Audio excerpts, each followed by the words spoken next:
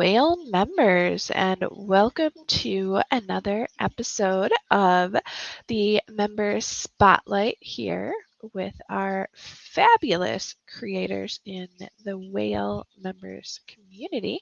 So good to see you all. As we all know, like Whale is, an amazing place to not only discuss all of the cool technology that's going on in the metaverse and the blockchain Web3 space, but also we get to learn what it is our fellow members are working on and excited about, and really just, what boundaries they're pushing. So, with that being said, today we are really excited to have two amazing guests. We have Jason Matias and also Sahara. So we're going to start with Jason. And Jason, I apologize. I should have checked out and say your last name. So please correct me if I messed that up royally. And we'll pull you up on stage. We're going to start with Jason. We'll get Sahara second. As you all know, we will have a po-op as well. So stay tuned to the stream so that we can get the po-op later. And Jason, welcome to the stage. How are you today? I am good. It's really early for me on the Oh no, East Coast. Yeah. West Coast. Oh my goodness, it is early. So I'm East Coast, and I feel like it's early. hmm Oh my I pretty goodness. much So don't start my day till noon. So I've I come, I'm armed with an energy drink, and I'm ready to go. perfect, perfect. That sounds like a recipe for magic. So tell us, Jason. Like I want to get a little bit of a background, so that way the community can get to know you. So we learn about your background. How you got into art. What's the story? Uh, Background, I mean, if we go way back, I started drawing as soon as I could. I don't think I've ever told anyone this on blockchain interviews, but my father was classically trained by the last like famous artist to leave China before they closed their doors in the 80s. So my Wow. father's this incredible like pen and ink artist, and he's also a scientist, and he never does any art. He just like we would go to the beach and he would sit down and draw, like, and then you'd have this amazing, really in just I don't even know how to describe some of his work. So my sister and I picked it up when I was a kid, and then sometime in middle school, my family convinced me, my mother's half of the family convinced me that art was something I should stop wasting my time on. And and then I remember I had this one teacher in art class who didn't think my work was dark enough. Like she didn't think that now that I'm older, I can say she didn't think I had enough contrast in my charcoal drawings. So she took like a 6B charcoal and just like put a really dark line where I had a shadow. And it was like everything needs to be this dark. And I was like, fuck you, I quit because I thought she ruined it. And and I took everyone's word for it, and I didn't really do anything art related until I was in the military in 2006, and that's when I started photography. And then since then, between then and now, that's 15, 16 years, right? So I've just been doing photography and kind of expanding very recently into a lot of other types of photography and Awesome. AI now. And AI. And that's really interesting how we're so strongly influenced by the people around us, because here, not only was your dad an amazing artist, but that was something that you kind of grew up naturally doing and were excited about. And we have those influences in our life that, completely change our path. And yet you found your way back. So that's really Yeah, interesting. Oh my goodness. it's yeah. I mean, we can't untangle the web, right, of how we got here, but yeah, I try not to. I try not to dwell on it very much, but I actually became a photographer, talking about like how our past affects us, because I couldn't ever get a job. I got out of the military. I got myself a master's. I have a PMP, a project management certificate, yeah, and I could never get a job after the military. So I went from building bombs and managing munitions logistics worldwide, multi-million dollar, basically wing of the Air Force, pun not intended, to no one would hire me for anything. I have a master's in Wow. organizational leadership. And at the time, I had started photography in 2006. I was stationed in Alaska. And then 2011, I got out of the military. 2012, I'm going to school and working on still photography, but I want to get a big camera. But I refuse, like the economics in me refuses to spend that much money unless I can earn it somehow. And people convinced me I could do that. So I bought a camera in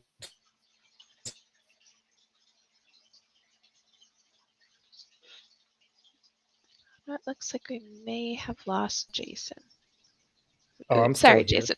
Okay, you're here. There was like a brief freeze, at least on my end. So I got the part where you bought a camera, but you were Oh, I looking bought I to get bought the a camera camera and I to make decided sure that it would make I bought a a camera and profit. decided I'd yeah, only if I said I would I convinced myself I could do this only if I could give myself permission to buy a camera only if I resolved to pay for it by with the photography. Awesome. And I think that's a And great way to plan things.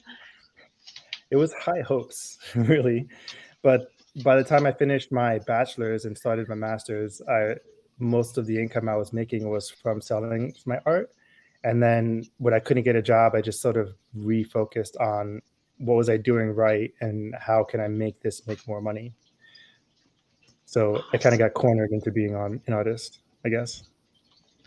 Or it was just meant to be. Like that was one of those things. I think I found that in my life too, that I keep getting education and I'm like trying to do, these things that would be expected. And yet the things that you're really meant to do, they keep working out. And so eventually maybe you're resigned to accept that this is where you're supposed to be, for better or worse. And it sounds like it's working out, because here you're doing the thing that, you enjoy, it seems, and it's working.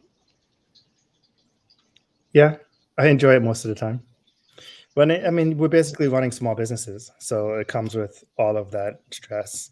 Of course, I'm sure you know. So sometimes I'd say once a week I want to quit, at least once a week. And but you're in the middle of a hike right now, and the only way to quit is to keep going. So that's what we're doing. That's a very good way to look at it. And having that, perseverance despite, those harder parts, I think maybe shows in some of the work too, because it seems like, as I was scrolling through the work that you're doing, there's a lot of like beauty and perseverance despite the environment.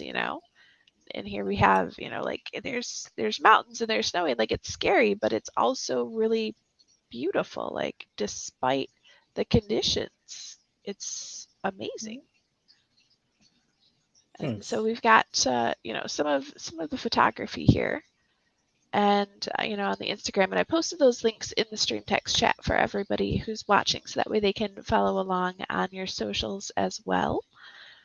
Um, Thank you. and also, yes, thank you. And we've got your website and some of your NFTs on ETH. But I know that you've been experimenting and minting not only on ETH but on other platforms as well. And so let's talk about Mhm. that experience a little bit. Like how is, you moving, because you started, in art photography, and now you're moving to the blockchain and kind of expanding there. And how's that been going? I fought it a lot at first because I've been selling traditional art for 10 years now, starting in 2012 and making a full time living at it in the physical space. And when NFTs came out, I started doing them because one of the things I expanded into in 2018 was I started teaching the business of art. Right? So I started using like my masters and my experience and helping people transition from looking at art as this thing they do from the soul and start thinking about it as products you create and a business you run. So I started the NFT thing because here was a new branch of business coming out and I needed to know what it was. And I was like, well, this is garbage, right? So it like this is not all right. Like, people, who's gonna buy this? And it took me a while to figure that out. So I started in February, but I wasn't really earnestly in it until like June, July. And That those first few months were pretty hard. Um, and during that time, like I was sharing my work on Ethereum, and I was in Clubhouse and all of that, and nothing was moving. And part of it was that photography wasn't really an NFT product yet for collectors. But I started in crypto in 2017. So my biggest holding was in Cardano. And that whole time that I was trudging through ETH and trying to make, the connections and the community and all that, I was waiting for Cardano to do something. Like, when can Cardano make an NFT? And yeah, Cardano has NFTs. And I ended up starting on Cardano in like June, and most of my sales come from Cardano. A lot of physical sales, people buying stuff with Cardano, came from there, and I found a lot more community there, and it sort of buffered me into staying afloat in NFTs, and then I still put like my best work on Ethereum, my signature stuff. But what I think what NFTs have done for me, because it didn't change much about my business. I've always been direct to customer. I rarely work with galleries. I've always done art shows and then done social media marketing to get sales. So I've never had a middleman, and NFTs didn't ever change that for me, except that marketplaces now take my percentage of my work. I never had to give anyone a percentage of my work before. Um, but what it did for me is allowed me to stop being a landscape photographer and start doing other stuff. Because for 10 years, like, this is what I could sell. This is what could put food on the table, right? So I started out wanting to do the portraits. Or, like, I think if you scroll down, there's the Aria collection, or there's the nude collection, and then there's the Aria. I'd always wanted to create these very story driven portraits and artwork, but I was always afraid to do them at first. And then I got kind of pigeonholed into landscape photography, and I was afraid to introduce something different to the people who were following me, um, and sort of my audience management and expectations and whatnot. So when NFT started, becoming able to do more of the things I had wanted to do for a long time. Like, if you type in, so this says jcmatias.com/ETH NFT. If you do CNFTs, like, so See? I put my so I put my signature stuff on ETH, and then I put my real experimentations on Cardano. Yeah. Right, I have some landscape on there, but so I was able to do like the Guardian collection. Oh, Like, that's, oh my gosh. this is work that So beautiful. I had designed in like 2012, like right when I began. I remember I sat down with a someone who does sets for TV shows in Hawaii, and her partner, and I was like, okay, I want to make this scene where there's this big chunk of land floating in the sky, like a big broken battlefield, and there's an angel with a sword on one piece that's like breaking, and there's like this motion, and like, okay, so she's like, we need to get these wings from this person and this and then that, and then it kind of fell apart, and I never tried again. But now, like, with NFTs, I can do the creative stuff. I call it creative because the landscape was more process driven, and it accesses a very different audience. But now I can do this stuff. So, like, these are like 20,000 pixel, super high resolution. Like, you can get in and see the pores on every one of these pictures. Like, in the one that's blue in the bottom with the big thing in the middle, Is you that? can go in and see the galaxy in her eyes. Let's Um, see. so I they're all clicked like on it, super, but like, there we go. oh yeah, it's that one. So you can get in and anyway, I was able to bring like this thing I wanted to create in 2012, combine it with this book that I'm writing, and create these characters. And so I could branch out from landscape photography. And that's what NFTs have done for me. They've introduced me to an audience that could accept this, and there's a place for it. In business terms, like, there's a place I can spend my money, I can spend my time on this, and it has value in some way that translates. And that's really cool, which is how I got into the AI stuff. Like, when AI started, Yes. I was always like, I think NFTs have made me flexible, like, mentally flexible. Um, and when the Yeah. AI stuff started, I was like, this is more garbage, right? Like, this is people taking away from um, my future as an artist, or technology taken away from it. But I learned one of the things that I learned along the way is that if you don't, you can't fight it, grow with it. I used to have this tech sergeant who was this guy, this light skinned black guy. I think his mother was a redhead. So he had freckles and he was like this really nice guy. This is how I remember him, right? Um, he's kind of big for a guy in the military, but we used to be in munitions control and things would always go wrong. Like munitions control was where like the bomb dump met the flight line and the flight line would always demand something late and he would be like, oh, well, now we got to do it. Like we don't get to complain, or we get to complain, but we don't get to change anything. So it's like, don't fight it, grow with it. And it's been like a mantra for me. And I've really been picking it up lately. So I extended into doing AI, but as long as I can do it in a way that aligns with my vision and the work that I'm creating and the story that I've attached myself to in all of my work. So like the books I wrote, the landscapes, the portraits, they all have the same story behind them. They're just different ways of showing it to people. Then I'm happy pushing a narrative with a different tool. And I just that's, I monologue. think, I'm sorry. no, I love it. I love it. And that's, I think, really helpful in the chat is enjoying learning about, how it is you're approaching art. And I like the concept of having the same story expressed differently, because that's, I think, really important in any form of communication, right? Like you try to get a message out, but me saying it one way might not resonate. But then if I rephrase, or in your case, use a different visual display, like people will get the message even if it's not the same delivery. And that's really amazing, like having that represented here. And so tell us about the AI, because we've heard about the photography, but what is it that you're using to create these? Because I know there's been a really huge uptick in all of a sudden AI art. And we've got a couple of examples here, and some more throughout Twitter, and this is something that people will be able to find. But you know it's interesting looking at these, because it's, I feel like it has a similar vibe, as you said, to the photography that you were doing, but now it's extended a bit. Mm-hmm. So the story that goes through all of my work in some form is a motif or a common. Well, I'm just defining motive, but it's this idea of comfortable isolation, and like in that thread that I posted for this, and I don't know if there's somewhere I'm supposed to be paying attention to a chat, but I I'm guess I watching the missed that. chat and relaying it for you.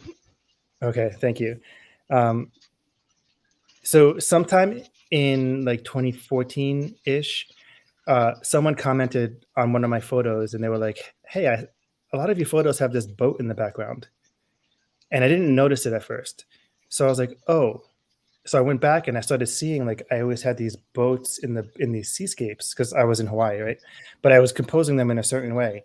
And I started doing that on purpose. And this was like the beginning of my finding my voice process. And even though I didn't know it at the time. So I started doing it on purpose. This thing that was already showing up in my work, I started doing it more on purpose, and I called it the Lonely Boat Collection.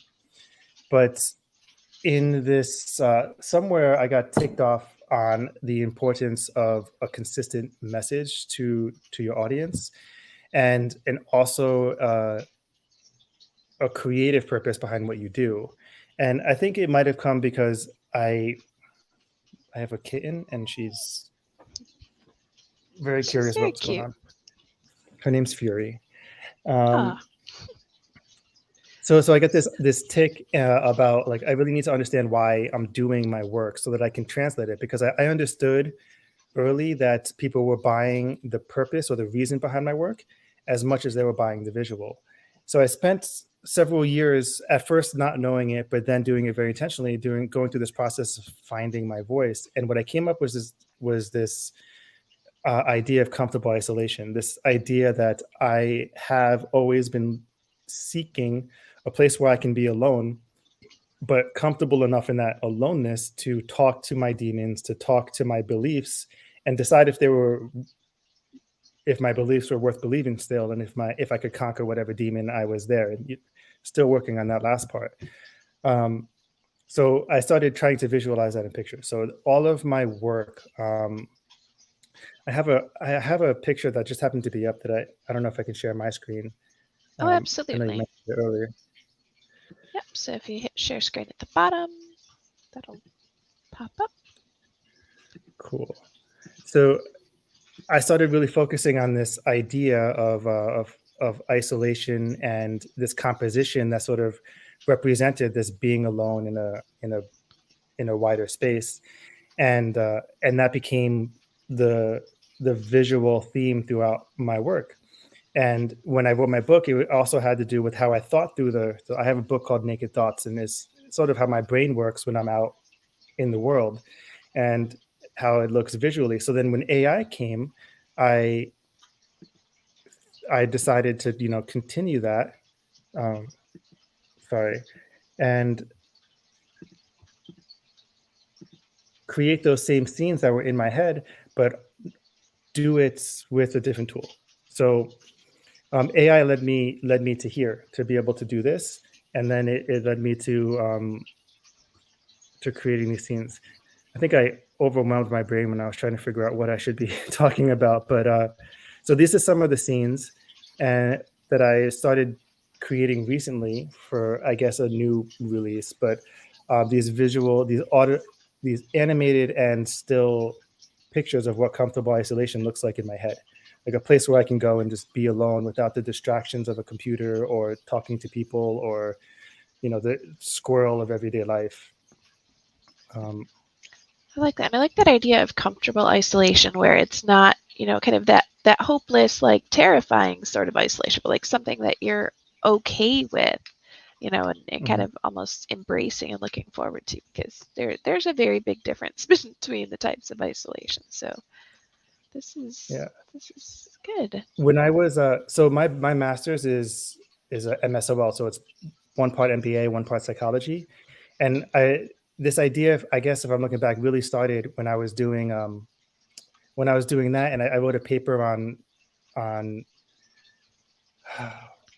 wrote a paper on oh fuck, I can't remember what it is right now.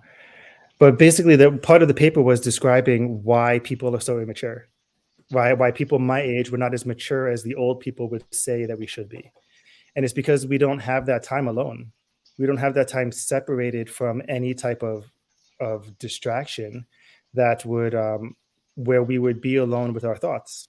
So it's like, okay, well, I went through that because of what happened to me as a kid. I sort of lived alone in my head for the first 20 years of my life, just an angry, brooding, um, kind of a jerk who was separated from everybody because of the way I behaved, because of things that happened to me.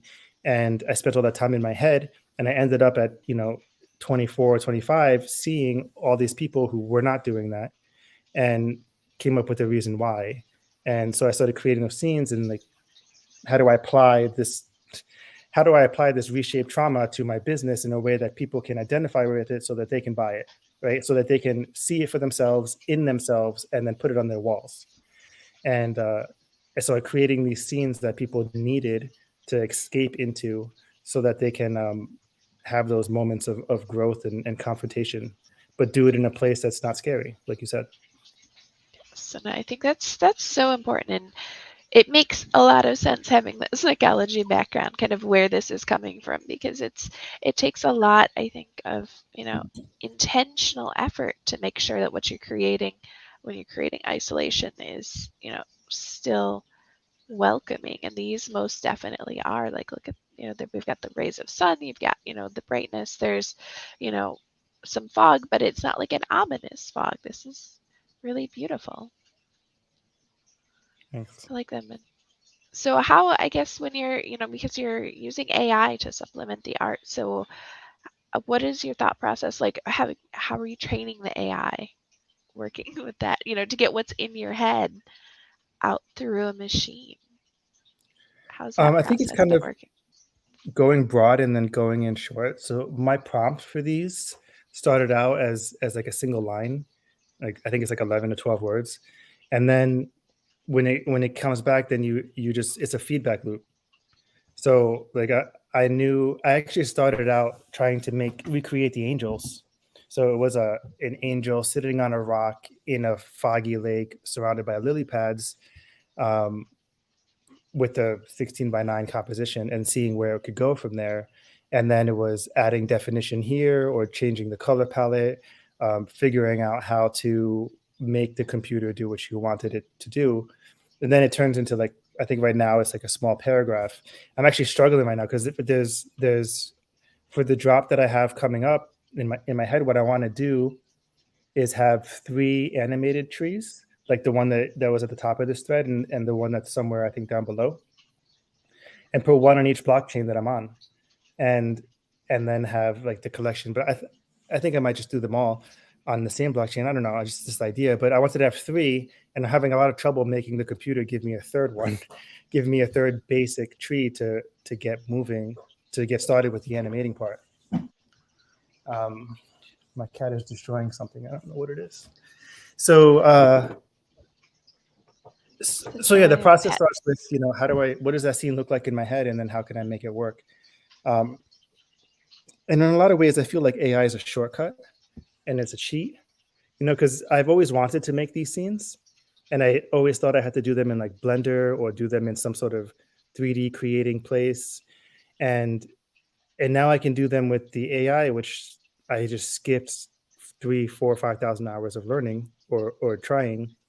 Um, I don't think it would take me that long actually now, But it does but I just have to require live with you it. to be able to express what it is you're looking for, and that's not something that everybody can do. So it's a tool that, while maybe feels accessible to you, is, if you don't have the, I guess, the the language to express what's in your head, like that can be really difficult, and it put people up there in that same, learning curve that you would have with, using a tool like Blender, perhaps. Yeah, that's what I tell myself. But I think it's consistent, right? Like those 3 pieces below, I'm using the same color palette that I really love. It's got the same composition that I'm looking for always. I even animated that photograph in the top right, and it's very similar. I'm trying to create. This one's not animated because you can't upload um, Yeah, photos and animated, videos not and animated. templates. But And this one, like, oh my gosh, these colors are wild. thanks. That was in Washington. So fun. Wow. These are so fun. And, I think it's really important for people to see when, they're looking at art and looking at new ways of doing art, the growth that you've shown, as you said, because it's made you more flexible, more open, things that would not have maybe been considered before. Now you're experimenting with them and you're like, okay, well, I can find a way to make it work, even if it's not what I originally intended to use or to do, and kind of embracing the ability to change is really exciting. It keeps it fresh. I get I get really, like I said, sometimes I want to quit like once a week, right? I haven't taken a new photo in since April, really, when I went to Iceland. And when I'm doing photography, when I'm trying to create scenes like the one in that printed piece, I have to, now that I have, or I know what the message I want to give is, and I know what the pieces I want them to look like, I rarely go out and shoot. It's a lot of waiting to see something on social media that sort of fits into like a location that fits into my idea, or doing the research like the pieces in the New York collection that we were looking at on Maker's Place, trying to figure out where I can create a composition that will actually create it, and then going out and doing it. Like I just don't walk around with my camera anymore. Um, and the digital creating part, or even shooting the fantasy scenes, you know, I can go direct to creating what I want without the just walking around and clicking. So I find that I create a lot less often. And I think I saw a post from Claire Silver, which is like the people who were just sitting on the internet now found their purpose because they could type what they're thinking into AI and see what happens. And it lets me just hang out and do stuff when I'm sitting here. So um, I guess I'm just really, the technology is kind of a godsend, and it's also allowed me to be creative more often. I think it sounds like it's removed a lot of barriers because you don't have to find the perfect location and get the perfect lighting and like hope that, it's the right season to get, all of, the different Mhm. environmental pieces to come together. You can make them come together, and that's amazing. Like, how cool is that you can now create that reality that before you'd have to kind of hunt for and go like it's in my head, but does it exist and how can I find that? And that's definitely not accessible for a lot of people. So now it is. Yeah. How fun. So tell us then, you've been doing art traditionally and kind of selling this, and we had questions actually about the book that you're writing. I was going to ask what's next for you, but also, tell us about the books a little bit. Mm. So I wrote my first book that's actually published is called Naked Thoughts, and it's one word on Okay. Amazon. Um, and it's a 6-year project that is a compilation of short essays that are really more like vignettes, um, stream of thought writings. So, like, if you go read that book, you're really stepping into my head, and I like purposely did not allow filters. Like, I didn't like you're gonna there's stories about one night stands. There's stories about walking through New York City and experiencing people without justifying my thoughts for them. Um, there's a lot of that actually, and so it's a naked thought. It's a thought without these things. And like I remember when I did an interview with this woman on ABC News, and she was like, I did not expect her to actually read the book, right? But she had like all these things, and she was like, "This book is going to piss a lot of people off." Like, and some of the reviews are people getting mad at me, but it's a really like straightforward look. Um, so that's the first book, and at the same time, I've been writing a book called. Right now, it's called The Wind Prince, but it's how do I say this in 2 minutes? It's an epic fantasy built on the idea of broken things, which is funny that I actually never thought of it this way until just now. But it's a reimagining of the history of humans and gods. Well, and the book ends at the beginning of what we would call Greek mythology, and Oh, so like everything before that is sort of reimagined. Like I really love this story. Like we can do this for like 2 hours and no one will get bored. Like I love it. But um, so okay, so in general, like it reimagines everything.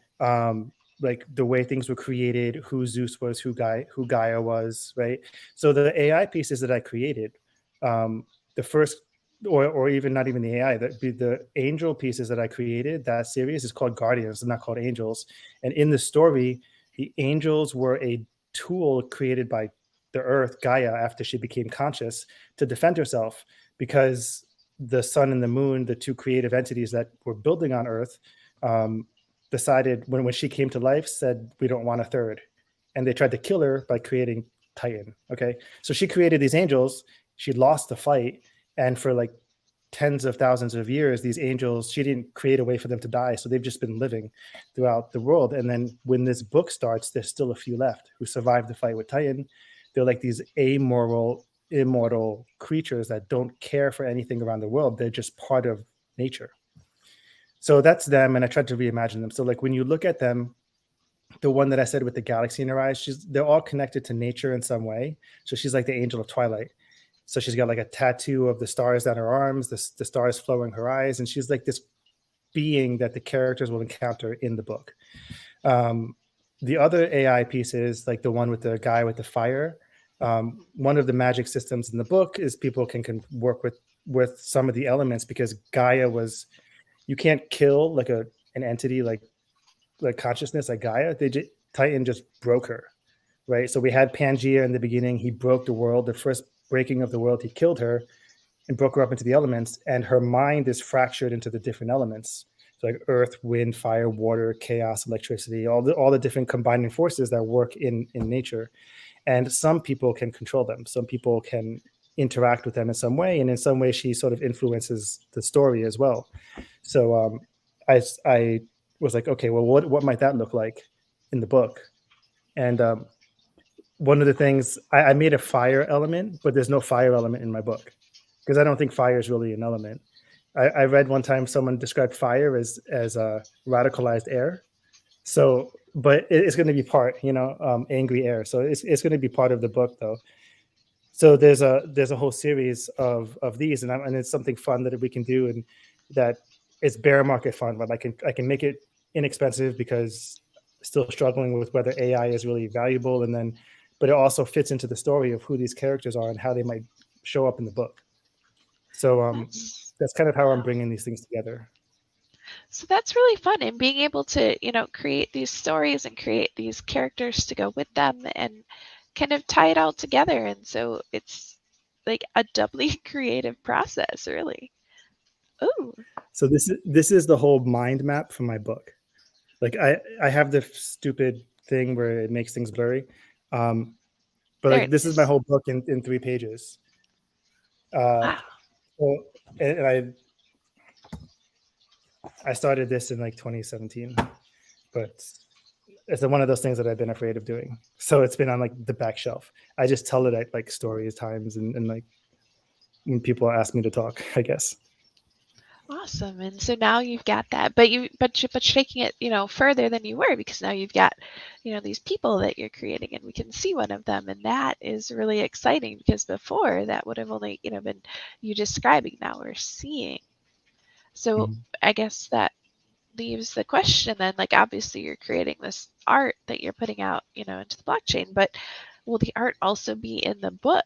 Or, is it solely text-based book? Like, are you going to include I these don't bits? know. Have you got that far? I don't know. Like books are books, right? Like I sit down and listen to a book, and it's like an hour session of hallucinating, right? Just looking at, thinking of, hearing words and imagining scenes. I actually hate things like music videos and like seeing the band who sang the song or whatever because it changes the way I imagine the things happening.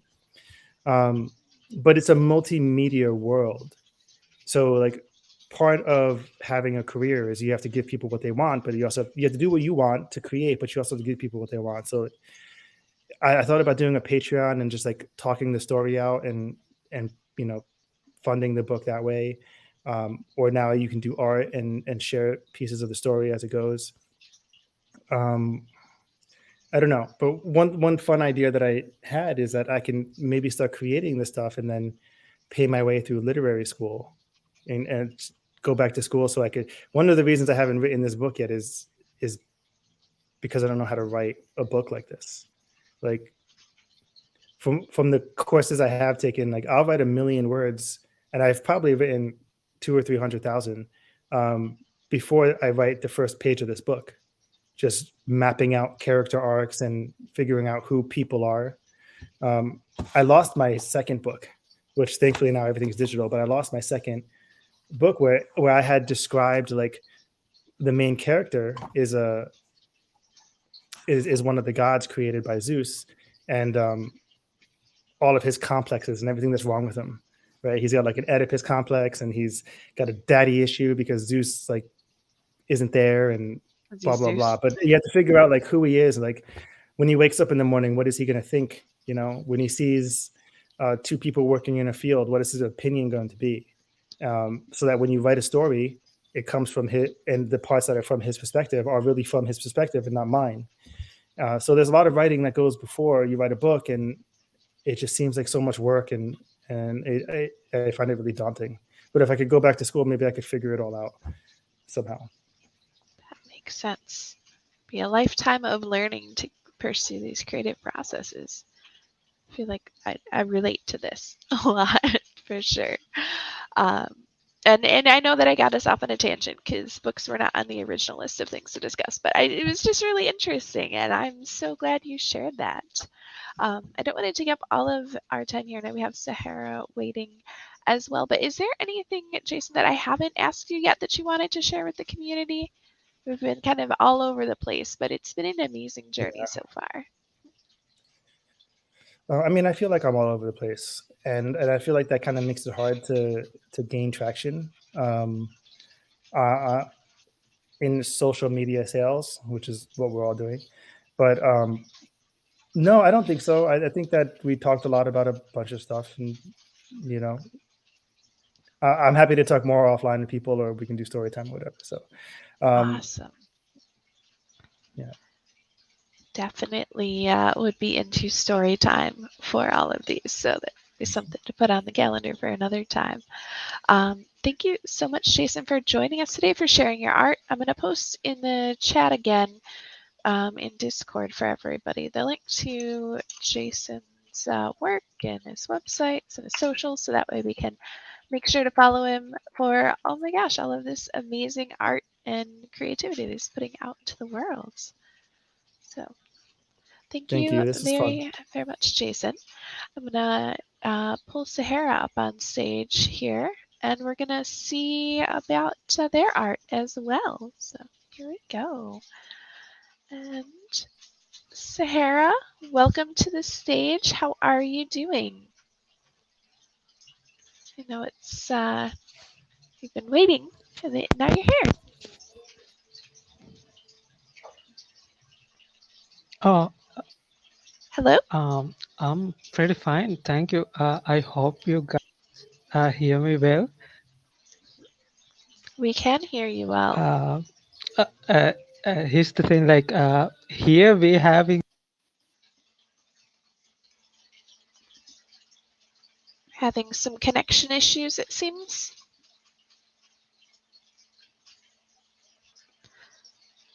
Let's take a peek at. I'm going to post in the chat while Sahara is having some connection issues. What we were going to look at for them was their socials. So we've posted them, and they're a new member to our community. Here we go. We've got you reconnected. Hello, Hello. I would like to apologize. I'm mobile, right? And since we are having a power down, my signals are so messy. So I apologize if it happens. uh, I can log back in. It's just it's just so sudden. So I thought I'd let you guys know first. Uh, That's I'm okay. so sorry about that. We will make it work. It will be fine. So we have you here, and let's hear a little bit about yourself. We have the links to your socials and your art, but tell us Hello, about you. Hello. hello.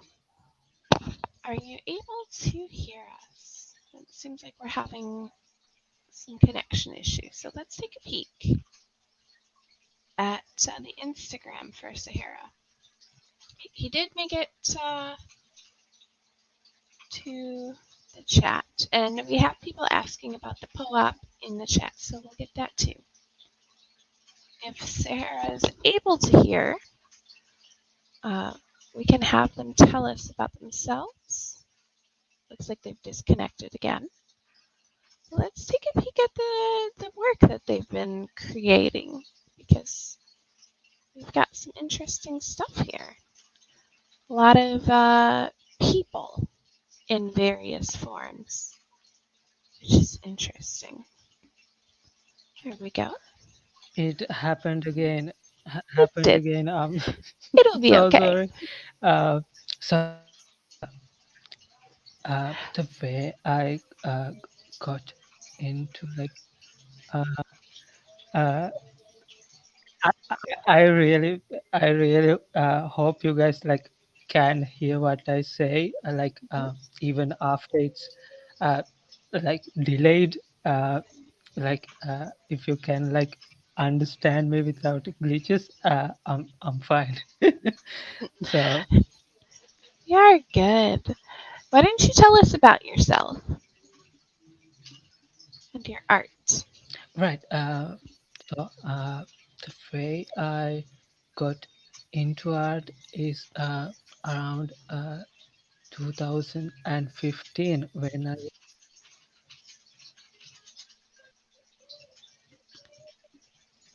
been creating art since 2015. And it looks like we've got some 3D Oh yeah. So sculptures. in 2015, I started art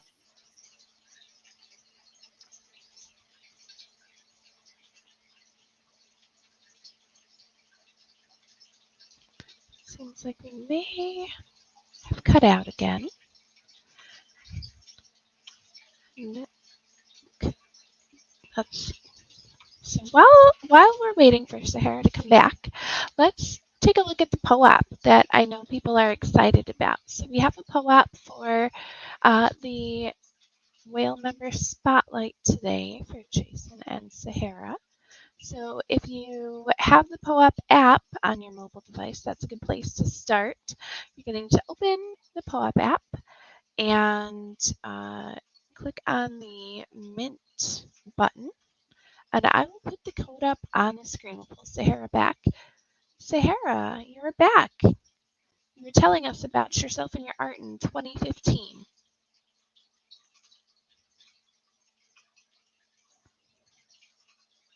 And we have the pull-up secret phrase as well, which is express yourself, which is a good, I think, phrase for today, looking at the art that we are sharing. So for the community members here, make sure to get that entered because we know the pull-ups are both time and quantity limited. And maybe Sahara will come back. So we have express yourself as the POAP. We're looking at some of Sahara's art.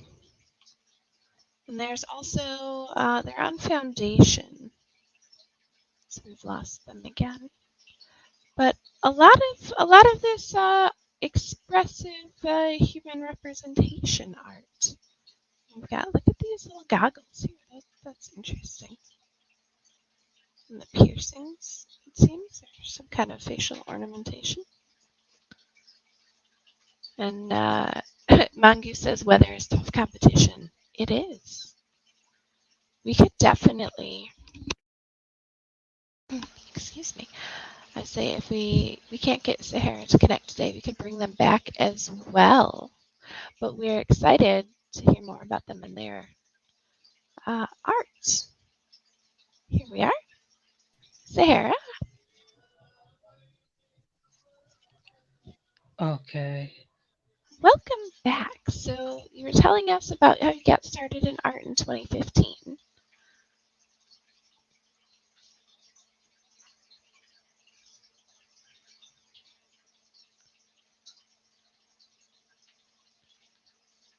Are you there? Look at these pieces. They're the Behance collection, which is a great place for creating and storing your art.